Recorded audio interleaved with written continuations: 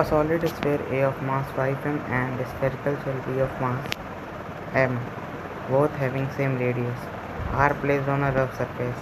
When force of same magnitude is applied tangentially at highest point of A and B, they start rolling without slipping with an acceleration a and ab respectively. The ratio of a and ab is start rolling without slipping is the keyword. They start rolling without slipping with an angular acceleration इतना इन दोनों का ratio चाहिए। ठीक है, देखो sphere का ही खेल है, एक का मास 5m है, एक का मास m है, रेडियस दोनों की सेम है, रफ सरफेस पे प्लेस किए गए हैं। सिंपल सा क्वेश्चन है। ठीक है, सबसे पहले तो तुम एक सर्कल के लिए मतलब कि स्फीयर वाले बॉडी के लिए एक जनरल एक्सप्रेशन निकाल दो, प्योर रोलिंग वाला, मतलब सॉरी लोडिंग विदाउट स्लिपिंग वाला। ठीक है, उसमें तुम स्फीयर के लिए जो वैल्यू होगी वो पुट करना, उसके लिए जो वैल्यू होगी वो पुट करना। अगर तुम ठीक है, अब देखो करवा रहा हूँ, अगर तुम जनरल की बात करो, ठीक है, जनरल रोल कब करेगा? ठीक है, कोई भी ऑब्जेक्ट पड़ा है वो, ठीक है, गोला सा, वो रोल कब करेगा? जो टेंजेंशियल फोर्स है, ठीक है, वो टॉर्क जनरेट कर पाए। टॉर्क किसके अबाउट जनरेट कर पाए? जो बॉटम मोस्ट है वही पाइवोटेड पॉइंट है, उसी के अराउंड घूमेगा, तो टॉर्क उसी के अराउंड जनरेट होगा। तो टाउ क्या होगा? टाउ बराबर फोर्स क्या है? F into perpendicular distance from line of action ऑफवर्ड to axis of rotation. Axis of rotation bottom point है, हो जाएगा 2r, तो एफ बराबर 2r। अब रोलिंग विदाउट स्लिपिंग की कंडीशन तुम्हें याद रहनी चाहिए क्या? कि वो राजन वाला स्पेशल रिलेशन कि ए बराबर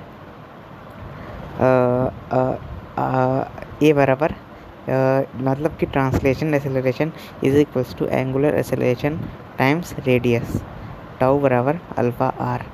ठीक है, उससे अल्फ़ा क्या निकल के आएगा? ए बराबर अल्फ़ा आर। ठीक है, तो ए क्या निकल के अल्फ़ा क्या निकल के आएगा? ए अपॉन आर।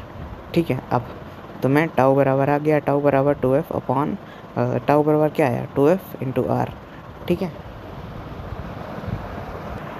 अब तुम्हें ये वाला कंस्टेंट यूज़ करना पड़ा, क्यों? क्योंकि तुम्हें जो जिस एक्सेलरेशन से वो रोल कर रहे हैं, या एंगुलर एक्सेलरेशन की बात नहीं करनी है, तुम्हें जो क्वेश्चन के अनुसार ए और ए बी में खेलना है, यानी कि with an acceleration they start rolling with an acceleration, मतलब कि वो जो रोल कर रहे हैं वो उसका एक्सेलरेशन की बात हो रही है, यानी कि यहाँ पे ट्रांसलेशनल एक्सेलरेशन की बात हो रही है। ठीक है, तुम्हें वो निकालना पड़ेगा। ठीक है, अब देखो जनरलाइज एक्सप्रेशन की बात करके तो टाउ बराबर आई अल्फ़ा कर दो। ठीक है, टाउ तुम्हें पता है कि 2f आर बराबर आई अल्फ़ा। आई किसके अबाउट लिखोगे? यही मेन कंसर्न है, तो आई तुम लिखोगे उस पॉइंट के अबाउट जो रोल कर रहा है। किसके अबाउट? उस पॉइंट के अबाउट जो रोल कर रहा है, उसके अबाउट अगर तुम्हें आई लिखना है तो कैसे लिखोगे? ठीक है, कोने में तो ICM प्लस MR² दोनों केस में सेम ही रहेगा। ICM plus MR² parallel axis theorem से, उससे तुम, ठीक है, अब टाउ बराबर क्या होगा? आई अल्फ़ा क्या निकल के आएगा? ए पाई आर। उससे तुम ए को सब्जेक्ट बनाओगे, क्यों? क्योंकि अल्टीमेटली तुम्हें बातें ए में ही चलानी है, तो उससे तुम ए को सब्जेक्ट बनाओगे, फिर तुम एक एक्सप्रेशन बन के आएगा, उसके हिसाब से तुम पहले वाले केस का डेटा पुट करोगे, दूसरे वाले केस का डेटा पुट करोगे, जो कि रिंग है और स्फीयर है, आंसर आ जाएगा।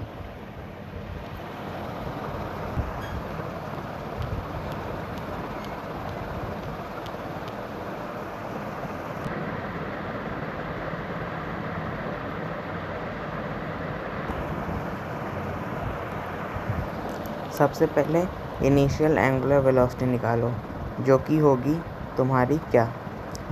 उसको तुम जो भी दे रखा है रोटेशन पर मिनट को, उसको 2π/60 से मल्टीप्लाई करके उसको तुम रेडियन पर सेकंड में कन्वर्ट करो। ठीक है, और यहाँ पे जो एंगुलर वेलोसिटी है वो 0 हो जा रही है। तो अगर तुम्हें कैलकुलेशन में कहीं भी अगर एंगुलर वेलोसिटी का टर्म आ रहा है, कोई चीज़ पहले तुम्हारी वेलोसिटी 40 थी, धीरे धीरे घट के वो 0 हो गई, तो तुम तुम्हें एक वैल्यू चाहिए जो तुम बना सको, मतलब कि तुम्हें एक एवरेज वैल्यू चाहिए जो तुम बचा सको, जो कि तुम्हारी पहले 40 थी फिर 0 हुई, तो 40 + 0 डिवाइड बाई 2 यानी कि 20। तो तुम्हें कैलकुलेशन के लिए एक वैल्यू चाहिए होगी ना, एवरेज, ठीक है। तो क्या डिस्प्लेसमेंट क्या होता है, एवरेज एंगुलर डिस्प्लेसमेंट क्या होगा, average average angular velocity into time. तो एवरेज एंगुलर वेलोसिटी कैसे निकलेगी, पहले ये थी अब ये हो गई, divide by number of observation 2 हैं, ठीक है। तो सबसे पहले देखो, अब देखो, और ये एवरेज वाला फॉर्मूला तभी लगेगा जब एक्सेलरेशन कांस्टेंट हो, ठीक है। अरे क्या समझा मैंने, देखो, तो अगर एक्सेलरेशन कांस्टेंट है यानी कि कंटिन्यूसली मतलब माइनस में भी है, यानी कि वो रिटार्ड हो रही है, कंटिन्यूसली रिटार्ड हो जा रही है, हो जा रही है और वो अल्टीमेटली रेस्ट पे आ गए। तुम 80 किलोमीटर प्रति घंटे की रफ्तार से चल रहे थे और तुम्हारा रिटार्डेशन जो है वो कांस्टेंट तुमने कर दिया, ठीक है। तुम एकदम रिटार्ड होने लगे, तुम एकदम -4 मीटर/सेकंड स्क्वायर से रिटार्ड होने लगे और वो रिटार्डेशन कांस्टेंट है। तो धीरे धीरे तुम्हारी वेलोसिटी क्या हो जाएगी, 0 हो जाएगी, 80 से 0 हो गए। तो तुम्हें अगर एक एवरेज टर्म चाहिए कैलकुलेशन के लिए, तुम क्या लोगे, 80 + 0 डिवाइड बाई 2। अरे है ना, है ना। वेलोसिटी क्या होती है, एवरेज वेलोसिटी यानी कि initial plus final divide by 2। दो क्वांटिटीज़ का एवरेज लेना है तुम्हें कैलकुलेशन के लिए। यही टिप्स हैं, ये और भी जगह मैकेनिक्स में तुम ये चीज़ यूज़ कर सकते हो, ठीक है। अब देखो, एंगुलर एक्सेलरेशन निकालोगे, moment of inertia about solid sphere निकालोगे, I = 2/5 mr²। Angular acceleration constant है, तभी वो तुम यूज़ कर सकते हो कि initial plus final divide by 2 बराबर एवरेज। ये तभी यूज़ कर सकते हो जब एंगुलर एक्सेलरेशन कांस्टेंट हो। यहाँ पे तुम्हारा एंगुलर एक्सेलरेशन कांस्टेंट आ रहा है, ठीक है। और हमेशा फाइनल माइनस इनिशियल होता है, तो फाइनल तुम्हारा 0 हो गया है, इनिशियल 40 है, उससे एंगुलर एक्सेलरेशन ये आ जाएगा। अब तुम्हें टाउ चाहिए, टाउ बराबर आई अल्फ़ा होता है, ठीक है। अल्फ़ा तुम निकाल चुके हो, आई तुम्हारा एकदम आसानी से आ जाएगा, तो टाउ बराबर आई अल्फ़ा होता है, ठीक है। टाउ तुम्हारा निकल आया। अब एंगल रोटेटेड क्या होगा, तो एंगुलर डिस्प्लेसमेंट बराबर average angular velocity into time t, ठीक है। अब कितना एंगल वो रोटेट हुआ, तो एक एवरेज लोगे वेलोसिटी का, ठीक है, क्योंकि तुम्हें एक फिक्स वैल्यू चाहिए ना। अब तुम 40 डायरेक्ट तो यूज़ कर नहीं सकते हो, क्योंकि वो घटते 0 हो गई है। तुम्हें एक फिक्स वैल्यू चाहिए, तो तुम क्या 20 ले सकते हो एवरेज के लिए, ठीक है, ठीक है। इनटू टाइम टी तुम्हें दे रखा है। तो और नंबर ऑफ रोटेशन का डायरेक्ट फॉर्मूला होता है कि θ/2π। नंबर ऑफ रोटेशन क्या होता है, एंगल/2π, θ/2π, डायरेक्ट सवाल। ये थोड़ा अच्छी प्रोफाइल क्वेश्चन है, ट्राई करो। वैसे 2007 में आ भी चुका है। An object of uniform density roll up the curve path with the initial velocity ये shown in the figure, the maximum height attained by an object is इतना। द ऑब्जेक्ट इज क्या, solid sphere, solid cylinder, ring, disc. तो देखो, वैसे question repeat हुआ है, PYQ था 2007 का, IIT एडवांस का। देखो, ये उसका क्वेश्चन है जिसमें तुम्हें के में खेलना होता है कि अगर तुम्हारे पास के निकल के आ गया तो तुम्हारा काम हो गया। जो भी कोफिशिएंट निकल के आएगा के का, वो मैच कलर हो गया। सॉलिड स्फीयर का 2/5 आएगा। ऐसे ही सबका अपना अपना होता है। An object of uniform mass density इतना इतना इतना, ठीक है। देखो,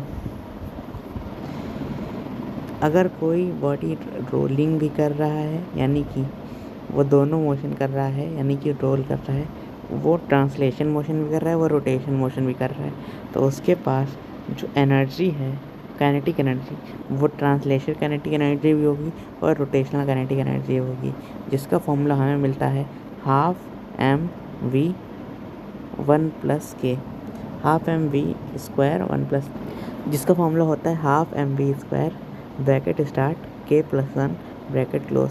अब जो भी के का वैल्यू आएगा उस हिसाब से तुम बता सकते हो कि वो कौन सा था, ठीक है। जैसे कि जो भी आएगा उस हिसाब से कोफिशिएंट कंपेयर कर सकते हो। अब बात आती है कि हमें मास, तो हमें 12mv, ठीक है। अब सिंपल सा एनर्जी कंजर्वेशन लगाओ कि काइनेटिक एनर्जी एट नीचे बराबर पोटेंशियल एनर्जी एट ऊपर। तो ठीक है, 10th वाला energy conservation. Kinetic energy at lowest point बराबर potential energy at highest point. Kinetic energy lowest point पे तुम्हें पता है कि वो रोटेशनल और काइनेटिक ट्रांसलेशन का सम होगा, जो कि आता है हमारा ½ mv² ब्रैकेट 1+k बराबर जो ऊपर पोटेंशियल एनर्जी है। ऊपर पोटेंशियल एनर्जी कैसे लिखोगे? mgh। सिंपल सी बात है, mgh। ठीक है, पोटेंशियल एनर्जी की बात कर रहा हूँ, सिंपल माइनस प्लस में मिल जाओ mgh। ठीक है, पोटेंशियल एनर्जी। ठीक है, ऊपर हाइट h के द्वारा पॉजिट। ठीक है, ये ऐसा ठीक है, मतलब कि काइनेटिक एनर्जी लोवेस्ट पॉइंट बराबर पोटेंशियल एनर्जी हाईएस्ट पॉइंट। ठीक है, हाइट h के द्वारा पोटेंशियल एनर्जी क्या होती है? mgh। h तुम्हारा वेलोसिटी मास के टर्म्स में दे रखा है, वेलोसिटी के टर्म्स में। उसको सॉल्व करोगे जो k की वैल्यू है वो 2/5 आएगी। इसका आंसर तुम्हारा सॉलिड स्फीयर होगा। सिंपल सा सवाल है, ठीक है, ट्राई करो, खुद से आंसर आना चाहिए, विदाउट एनीथिंग आंसर आना चाहिए। सिंपल सा सेकंड वाला सवाल है, ठीक है। s बराबर ut प्लस हाफ at² लगाओगे, u तुम्हारा 0 है, क्वेश्चन में दे रखा है। s पहले 2 सेकंड के लिए निकालोगे, कुछ आएगा, फिर 4 सेकंड के लिए निकालोगे, कुछ आएगा। अब तुम्हें क्या चाहिए? पहले 2 सेकंड, फिर उसके अगले 2 सेकंड, यानी कि जो 4 सेकंड आया है उनमें जो पहले 2 सेकंड का था वो घटा दोगे तो वो अगले 2 सेकंड के आ जाएगा, फिर तुम रेशियो ले लोगे। सिंपल सा क्वेश्चन है, आंसर आना चाहिए। ये भी एकदम ईजी सवाल है कि सॉलिड स्फीयर है, ठीक है, 2 अनइक्वल पार्ट में विभाजित किया गया। ये स्मॉलर पार्ट m/8 मास है, तो अगले वाले को होगा m माइनस m/8 यानी कि 7m/8 m माइनस m/8 यानी कि 7m/8 हो जाएगा, है ना। तभी तो जो होगा ना 8m माइनस m 7m/8, है ना।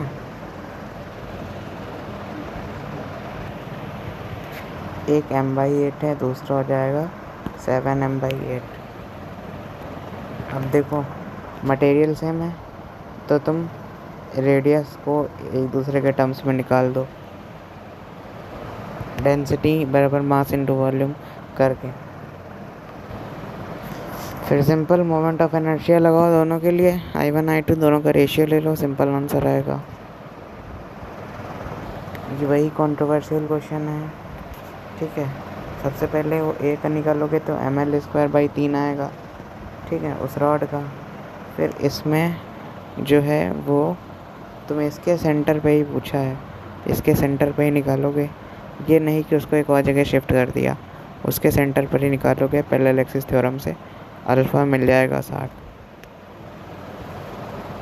इसको एनटीए ने जो दूसरा आंसर है वो सही दिया था, ठीक है। सिंपल सा कैलकुलस बेस्ड क्वेश्चन है, 1 मिनट के अंदर आंसर चाहिए। एंगुलर एक्सेलरेशन बनाता है, थीटा दे रखा है, तो अल्फ़ा बराबर d(θ/dt) होता है। इसको टाइम के रिस्पेक्ट में डिफ्रेंशिएट करो। A flying wheel having mass 3 kg and radius 5 meter is free to rotate about a horizontal axis. A string having negligible mass is wound around the wheel and loose end of the string is connected to the engaging mass of the mass is kept initially at rest and released. Kinetic energy of the wheel when mass descends by 3 meter is। Simple सा ऐसा diagram बनाओगे, ठीक है। अब राजवंश sir वाला motion याद रखो, कंस्टेंट मोशन। क्या स्लिपिंग हो रही है? क्या जो पुली है और वो धागा है उसके बीच में कोई रिलेटिव मोशन स्लिपिंग नहीं हो रही है, ठीक है, उसका उतना ही पार्ट कांटेक्ट में है, ठीक है। जब वो खुल रहा है कोई रिलेटिव मोशन नहीं हो रहा है, पुली नहीं घूम रही है, ठीक है, पुली का मास नहीं है, स्ट्रिंग का मास नहीं है, ठीक है। मतलब कि having negligible mass, a string having a wound up total wheel, ठीक है, स्ट्रिंग इज कनेक्टेड इतना, तो वाला कंस्टेंट लगा सकते हो कि a बराबर अल्फ़ा r और v बराबर ओमेगा r। a बराबर अल्फ़ा r v बराबर ओमेगा आर, हर जगह तुम लगा सकते हो रोटेशन मोशन में, बस ये ध्यान रहे, कंस्टेंट का ध्यान रखना। जे में तक तो लगा ही सकते हो ना। कंजर्वेशन ऑफ एनर्जी लगाओगे mgh, क्योंकि वो h हाइट नीचे आ रहा है, बराबर हाफ mv² प्लस हाफ पाई ओमेगा स्क्वायर। क्यों? क्योंकि जब वो गिर रहा है तो वो ट्रांसलेशन भी कर रहा है और रोटेशन भी कर रहा है। कोई चीज़ जब तुमने धागा ऊपर से खोल दिया है तो वो तो साइमल्टेनियसली साथ साथ वो नीचे भी आ रहा है और साथ साथ वो घूम भी रहा है, साइमल्टेनियसली कर रहा है और रोटेशनल भी कर रहा है, ट्रांसलेशन रोटेशनल। ठीक है, अब v बराबर ओमेगा आर डालोगे तो ओमेगा बराबर v अपॉन आर। ठीक है, सब्जेक्ट बनाओगे, ठीक है, और वैल्यू सब्स्टिट्यूट करोगे तो एकदम तुम्हारा v² इतना आ जाएगा और काइनेटिक एनर्जी v² आ गया। काइनेटिक एनर्जी दो, ठीक है, half M I omega square, तो half mv², half I omega square बराबर half mv²। Kinetic energy, wheel की बात हो रही है, kinetic energy of the wheel, wheel wheel wheel wheel wheel wheel की काइनेटिक एनर्जी हाफ mv²। ठीक है, kinetic energy of wheel is kinetic energy of wheel is wheel की kinetic energy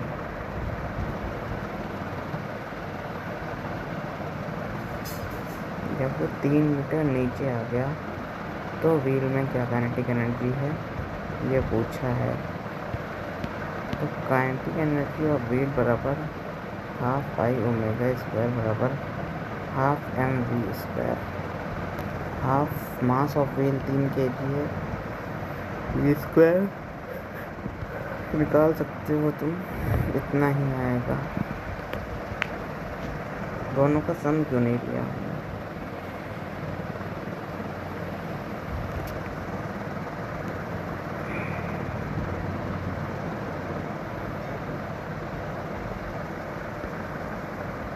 अच्छा, तो यहाँ पे दो चीज़ें, सिस्टम में जो काइनेटिक एनर्जी है वो जो तुमने लिखा था एक्सप्रेशन वो सिस्टम का है, तो एनर्जी जो है वो कंजर्व करते हो तुम हमेशा सिस्टम के लिए। एनर्जी तुम किसके लिए कंजर्व करते हो? सिस्टम के लिए। ठीक है, तो वो एनर्जी कंजर्व सिस्टम के लिए तुमने की थी। यहाँ पे क्या है सिस्टम कि वो फ्लाई व्हील जो है वो m है और हैंगिंग ब्लॉक स्मॉल m है। ठीक है, तो total kinetic energy half I omega square ये नहीं हो, क्यों? क्योंकि तुमसे फ्लाई व्हील का क्वेश्चन ने पूछा है, तो हाफ mv² ही होगा। ठीक है, हाँ, अगर तुम कंजर्वेशन ऑफ एनर्जी लगाओगे तो पूरे सिस्टम पे लगाओगे तब तो तुम्हें तो पूरा दोनों का लेना ही पड़ेगा। ठीक है, समझे? और यहाँ पर भी स्पेसिफिकली व्हील का ही पूछा है, तो वो सबका फॉर्मूला बेस्ड है, सबको चेक कर लो, आंसर आ जाएगा। देखो, आर को माइनस आर में कर रहे हो, ठीक है, वेलोसिटी dr/dt, तो वेलोसिटी माइनस v हो जाएगी। ठीक है, एक्सेलरेशन dv/dt, तो एक्सेलरेशन भी माइनस v हो जाएगा। ठीक है, लीनियर मोमेंटम mv वेक्टर में लिखना सीखो, p वेक्टर बराबर m into v vector, v में चेंज मतलब linear momentum change, angular momentum r cross p है ना, अरे है ना, एंगुलर मोमेंटम बराबर r क्रॉस p, r में चेंज, p में change, change counter balance same. हलवा सवाल।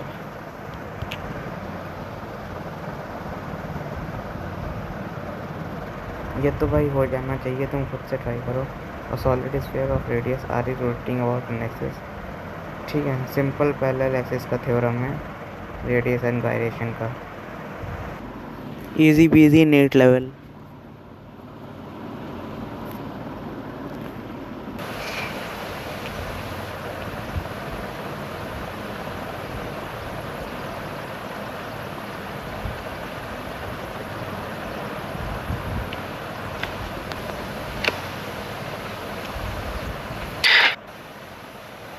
रेडियस हमको सेम है, दैट इज योर 10 सेंटीमीटर।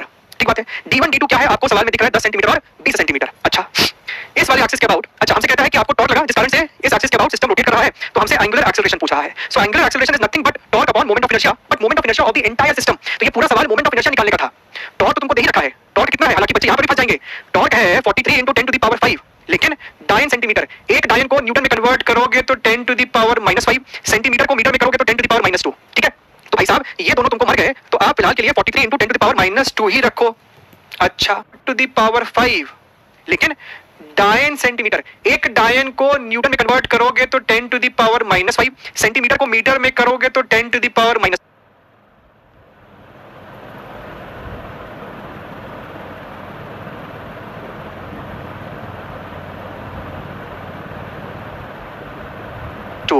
ठीक है, तो भाई साहब ये दोनों तुमको मर गए, तो आप फिलहाल के लिए 43 इंटू 10 टू द पावर -2 ही रखो।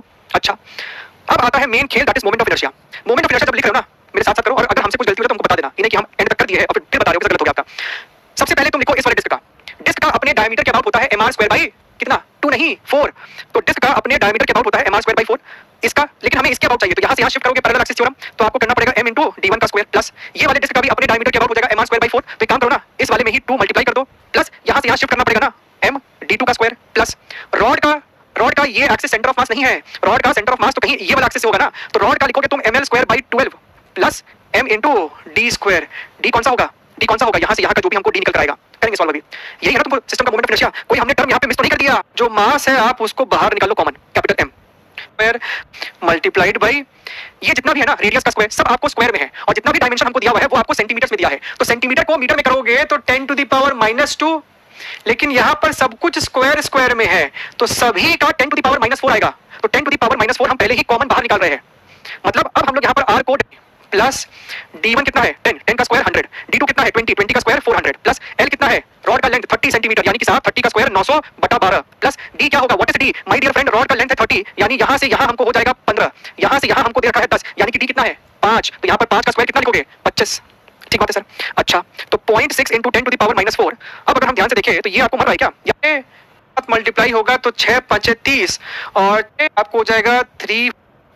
अच्छा, तो point square 400 plus 100 by 2 which is your 50 plus d1 कितना है 10, 10 का स्क्वायर 100, d2 कितना है 20, 20 का स्क्वायर 400 प्लस l कितना है रॉड का लेंथ 30 सेंटीमीटर, यानी कि साहब 30 का स्क्वायर 900 बटा 12 प्लस d क्या होगा, what is d my dear friend, rod का लेंथ है 30, यानी यहां से यहां हमको हो जाएगा 15, यहां से यहां हमको दे रखा है 10, यानी कि d कितना है 5, तो यहां पर 5 का स्क्वायर कितना लिखोगे 25। ठीक बात है सर। अच्छा, तो 0.6 इंटू तो सो अल्फा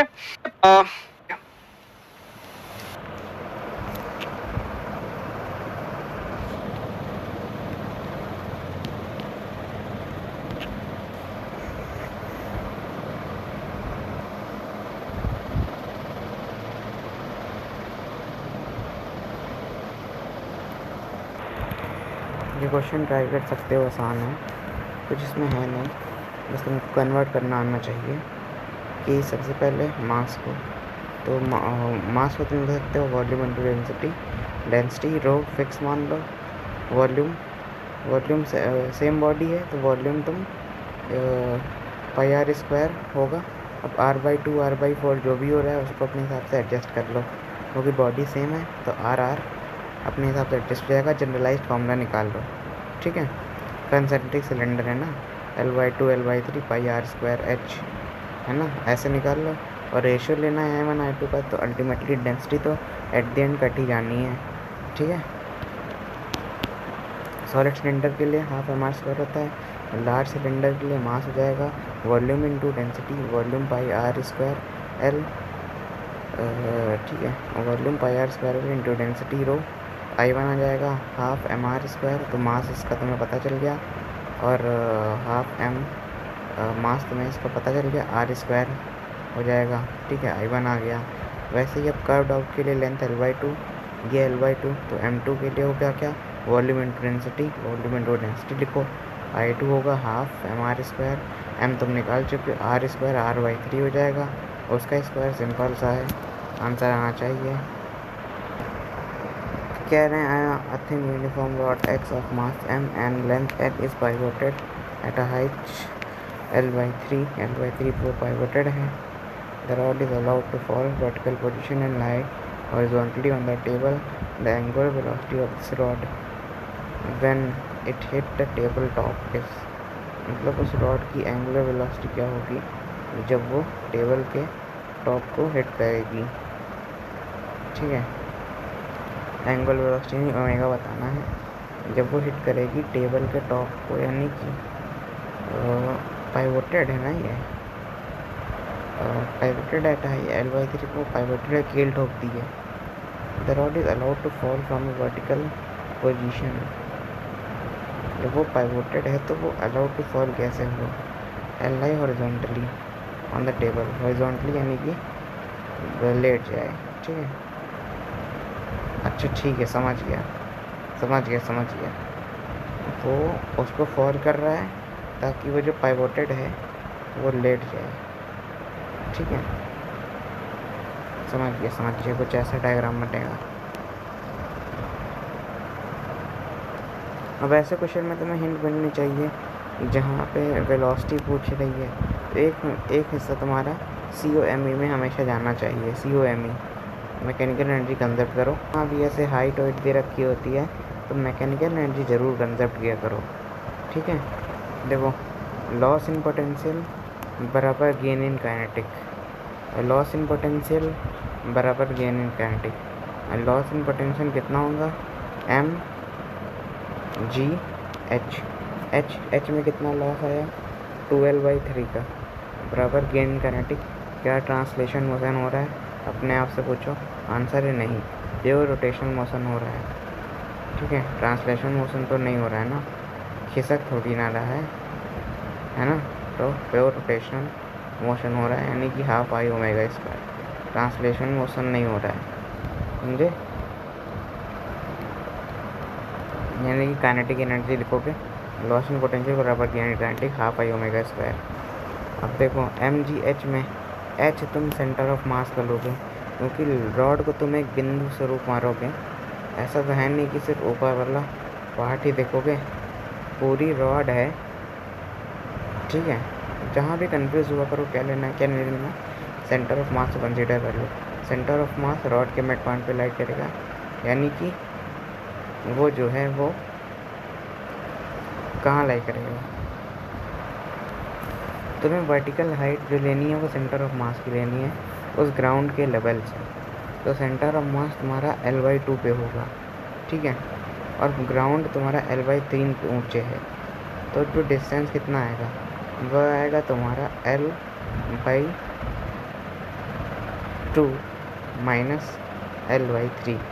तो L/2 माइनस L/3, LCM आएगा तुम्हारा 6 और 3 माइनस 2 बचा L, तो L/6। यानी कि जो अगर तुम देखोगे हाइट जो है तुम्हें वर्टिकल हाइट लेनी होती है, हमेशा पढ़ के आओ तुम वर्टिकल हाइट लेनी होती है। वर्क ऑफ एनर्जी तुमने यही पढ़ा था कि वर्टिकल हाइट तुम्हें लेनी होती है ग्राउंड से, ठीक है।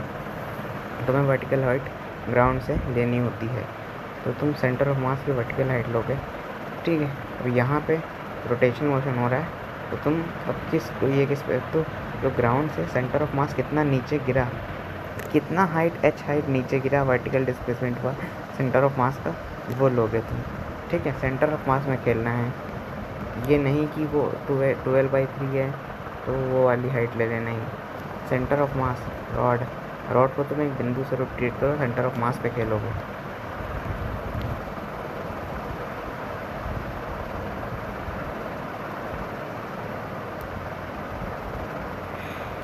जो डायरेक्ट मोहित सा रिजल्ट लिखवाते हैं एक्सेलरेशन वाला, खींचने वाला फोर्स माइनस रोकने वाला force upon mass of the system, जैसे NLM में था वैसे ही यहाँ पे कुछ और होता है, I² कुछ करके होता है, जिसका डायमेंशन सेम होता है अल्फ़ा, कुछ ऐसा करके होता है, ठीक है। I पूछा है शायद से, यहाँ पे I पूछा है ना, वही मतलब वही वाला फॉर्मूला से आ जाएगा। फॉर्मूला तो मैं एज अ रिज़ल्ट लिखवाया गया है, याद रहे। रिज़ल्ट ओरिएंटेड क्वेश्चन आ रहे हैं अभी भी। ये थोड़ा हार्ड क्वेश्चन है 23 जनवरी शिफ्ट 2 का, ठीक है। ट्राई करो इसको। देखो सबसे पहले मोमेंट ऑफ इनर्शिया, ठीक है, about an axis of disc is given by इतना। सबसे पहले कुछ था, ठीक है, फिर उसमें तुमने कुछ घटा दिया moment of inertia, angle geometry दे रखी है तो उसमें से घटा दिया। अब रिमेनिंग का तुम्हें दे रखा है, ठीक है, जो कि इतना है। About an axis A remaining का तुम्हें दे रखा है एक्स। तो क्या जो पहले था माइनस जो तुमने दोनों को घटाया बराबर रिमेनिंग। सर आवाज नहीं आ रही है, hello.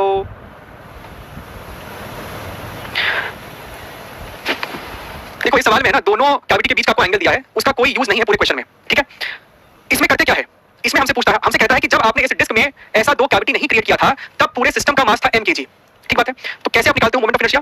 Moment of inertia is equal to I total, यानी कि जब पूरा का पूरा डिस्क था उसमें से मुझे माइनस करना होगा moment of inertia of these two disc about this particular axis. अब ये दोनों ही डिस्क जो तुमने काटे हैं दोनों आइडेंटिकल मासेस के काटे हैं और दोनों ही डिस्क का दूरी सेंटर से आपको 3r/4 है, यानी